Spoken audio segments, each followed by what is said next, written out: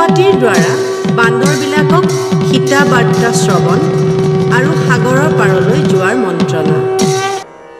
সম্পাতিয়ে ক'লে, হে বীৰসকল, তোমালোক সকলোৱে শুনাচোন। সীতাক পাপিষ্ঠ ৰাৱণে লৈ গ'ল। যেতিয়া মই দক্ষিণ ফালে মাথা তুলি থাকোঁ, অশোক বনত চন্দ্ৰমুখী সীতাক দেখিছিলোঁ।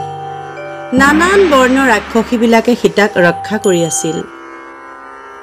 ই সাগৰৰ পৰা 100 যোজনৰ পথ, একে জাপে সকলো বান্দৰ পাৰ হোৱা। সাগৰৰ পাৰলৈ গৈ কামনা পূৰণ কৰা। তেওঁৰ বাক্যত বান্দৰবিলাকে মুখলৈ চায়। এক দৃষ্টিৰে কপিসকলে ঊৰ্ধ্বশ্বাসে চায়, একো দেখিবলৈ নাপায়। তেতিয়া পক্ষীৰাজে হাঁহে। বুদ্ধিত বৃহস্পতি জাম্বুবানে উঠি ক'লে, হে বিহংগ সম্পাতি, মোৰ কথা শুনা। সাগৰ পাৰ হ'বলৈ 100 যোজন পথ। বান্দৰ হৈ আমি কেনেকৈ পাৰ হ'ম? তুমি অনেক কালৰ পক্ষী, বহুত বয়স হৈছে, তুমি আমাক সাগৰ পাৰ হ'বলৈ কৈছা। তেওঁৰ কথা শুনি সম্পাতিয়ে ক'লে, হে কপিগণ, তোমালোকে শুনা। এটা অপূৰ্ব প্ৰস্তাৱ মনত পৰিছে। মোৰ পুত্ৰ সুপাৰ্শ্ব হিমালয়ত থাকে। সি সদায় মোক চাবলৈ ইয়ালৈ আহে। হিমালয় পৰ্বতৰ পৰা মোৰ পৰিবাৰে ৰাতিপুৱা আহাৰ যোগায়।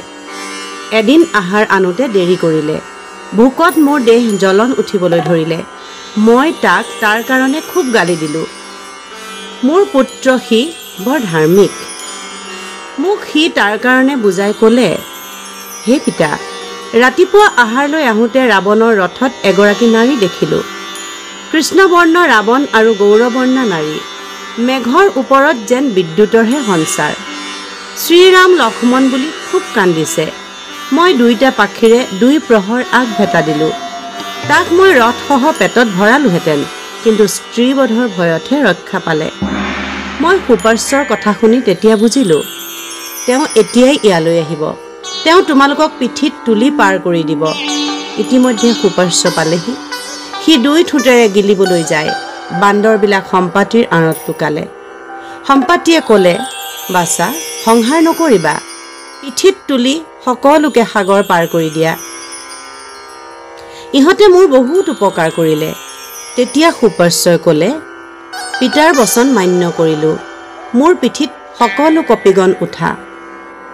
অংগদে ক'লে, আমি দেৱতাৰ পুত্ৰ, কি কাৰণে তোমাক আমাৰ ভাৰ দিম? সম্পাতিয়ে ক'লে, মই ৰামৰ কাৰ্য কৰোঁ। ৰামায়ণ প্ৰসাদত নতুন পাখি ধৰিলোঁ। 2 পাখিয়েই সুন্দৰ হ'ল। ৰামৰ জয় বুলি সকলোৱে জয়ধ্বনি কৰিলে। ৰামৰ স্মৰণে সাগৰ পাৰ হ'ম। পুত্ৰসহ পক্ষীৰাজে উত্তৰ ফালে গ'ল। অংগদে বান্দৰবিলাকৰ সৈতে দক্ষিণ সাগৰলৈ যাত্ৰা কৰিলে। এইখিনিতে কিষ্কিন্ধ্যা কাণ্ড সমাপ্ত হ'ল।